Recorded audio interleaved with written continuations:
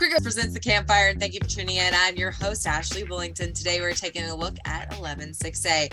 Some like to call it the District of Doom. After realignment, this district consists of Cedar Hill, Skyline, DeSoto, Duncanville, Mansfield, Lake Ridge, Legacy, and Waxahachie. Duncanville has owned this district and the Metroplex, really, for the past 3 or 4 years. But many think the tide might be turning DeSoto's way. Let's start things off by analyzing these teams in our film session. 3 visits to the state title game over the last 4 years may have led to 0 championships, but Duncanville has cemented themselves as DFW's top large school in 6A. This year's Panthers will be a juggernaut on defense once again, led by junior defensive end Colin Simmons. For the offense to keep up the pace with the D, they'll need quarterback Jameer Willis to develop in a hurry so that he can find targets to Corian Moore and Lontrell Turner for big plays. At DeSoto, Claude Mathis is stacked with playmakers. Jonte Cook and Trey Wisner will get the headlines, but don't sleep on quarterback DJ Bailey. The Eagles secondary is elite as well, but can the U get past Duncanville?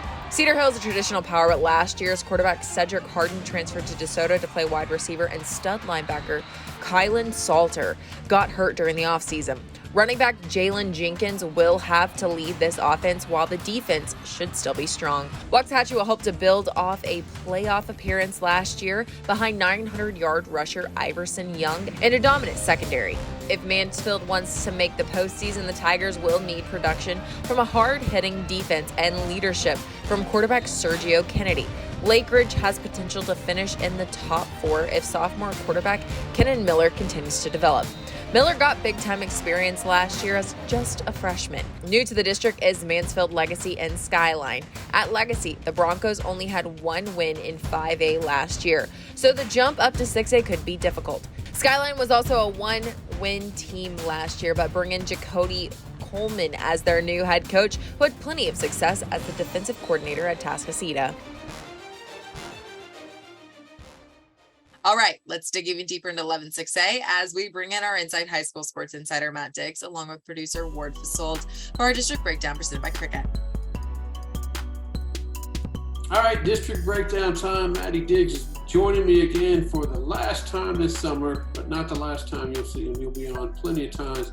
But we are talking 116A. We are talking the state finalists for the last several years, Duncanville, but they also got the DeSoto Eagles, and they're nipping at their heels. I'm going to go ahead and say that now. That's my team that I think is going to sneak out of this district. But nobody cares what I think. They want to hear what Diggs says. Diggs, take it away. I think more than the Reginald Samples era, we are seeing DeSoto and Duncanville much closer than they've been in this run. And I think that Duncanville is just not heads and shoulders above DeSoto. I'm still going to take them. I have Ric Flair theory, and Duncanville has beat DeSoto repeatedly over the last few years. But when you get on Twitter and you start to get into the North Texas Twitter scene and the high school football scene, there's not the barking coming from Duncanville that there's been in the past. There's a little bit more of a quiet confidence coming from DeSoto. I think DeSoto kind of knows what you are thinking right now, that this could be their year. Let me hear where you got 1 through 8, and let's see where you put Cedar Hill in your 1 through 8. Duncanville 1, DeSoto number 2, Waxahachie number 3, Lake Ridge number 4, Cedar Hill number 5, Mansfield 6, Skyline 7, Legacy 8. Before I get the hate mail, I think 3 to 6 are all pretty close. Thank you for joining us, Diggs. This whole summer has been a blast, and I'm ready for some summer. We give us 20 weeks. 20 weeks of me and you just hollering at each other. But they the twos, and we the ones.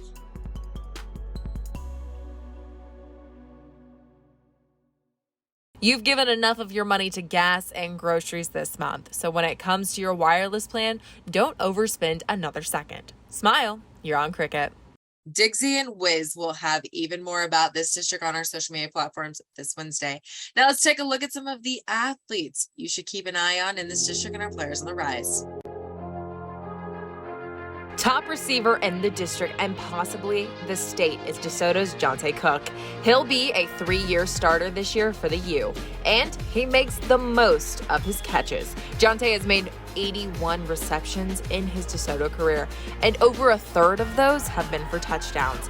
If it's going to Cook, odds are good things are going to happen. Jonte committed to Texas to play college football.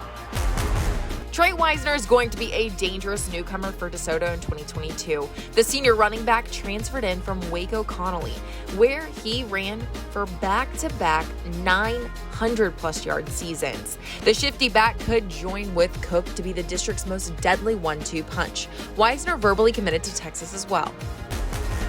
One of the best defensive cornerbacks in the district is Calvin Simpson Hunt of Waxahachie. He's known as a stage 5 clinger, but in the best way possible because he sticks to his man like glue. Calvin made 37 tackles and 1 pick a year ago, but his strength was making sure his opponent never laid a hand on the ball. Simpson Hunt also is key on special teams as he returned a blocked field goal for a touchdown too. Calvin verbally committed to Ohio State.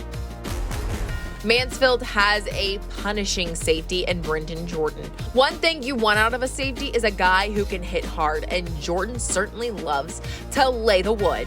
As a sophomore, Jordan had 55 tackles, including 3 sacks for a loss and 3 forced fumbles. The Tigers will be counting on Brendan to prevent long gains as they attempt to make a playoff push.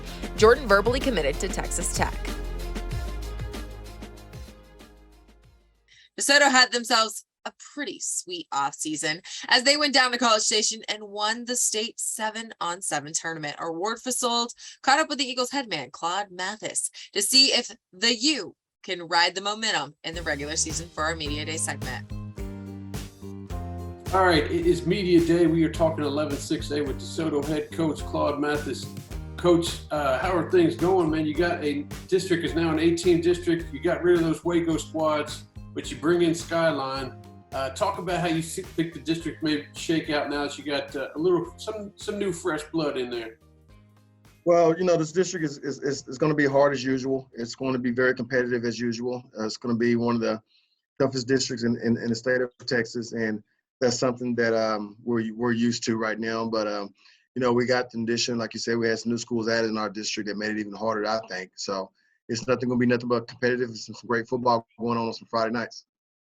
Yeah, this district is so competitive. You had to go out of state to get that non-district scheduled together because you got St. Augustine and then a team I'm pretty familiar with, the St. Francis, is coming in from Baltimore. And then you have the 5A district, the 5A Division II state titles. Talk about winners with South Oak Cliff come in.